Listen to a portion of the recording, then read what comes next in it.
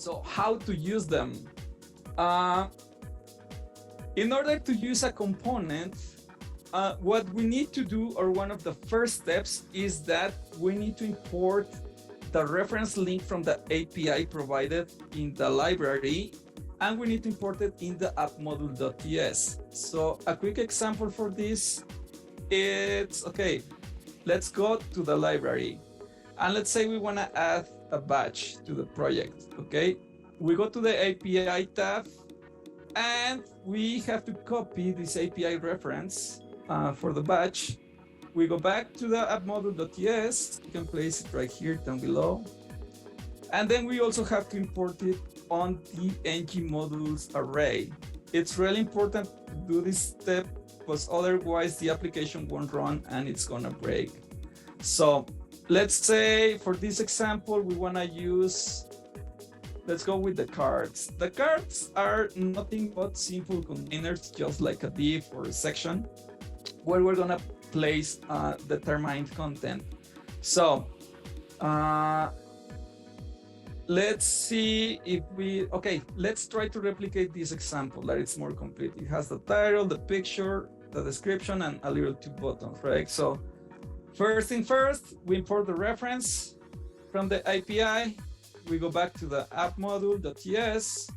We import it right here again on the ng modules array. We just type in the name. And I wanna, so if you guys see, this example also has some two buttons, right? So let's import the buttons right now too. We go to the button section, API, same process, import, importing the mat button module, that's the name of the buttons. And okay, so we have imported the reference. Now, let's move on with the examples. So the batch, let's say we want to use this example, right? The very first one, text with a batch. So we go to the view code, and here we have the HTML example and the TypeScript file example. This is if we want to start using the logic for basic transitions. But for the purpose of this demonstration, we're just going to focus on the view. And okay, let's copy this part. Here I have only a simple div, the main div, just to center the content of what we're gonna place inside. But okay, we have copied just the batch, and we also imported the card. We had seen at this example. So let's see, okay, how we place this into my Angular project. We go to the view code, we check on the HTML. We can literally copy this, the whole snippet of code. Let's place it right under the batch. We do have a few classes right here. Example, header image. So here's the CSS file too. Let's copy these both examples and let's place this on the SCSS file of the same component. So save it.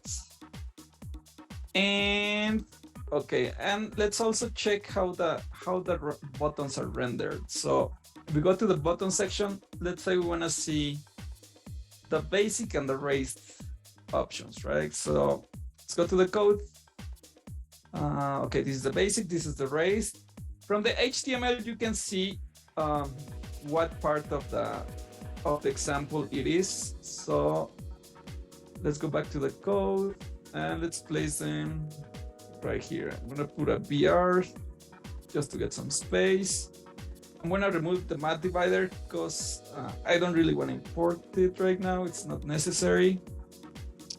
But okay, so here we have the batch. Let's put a breaking space so we don't have everything together.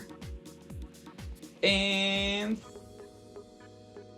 yeah, okay, so now that we have all the components imported, we have to run the applications with the ng-serve, which is the basic command to run any Angular application.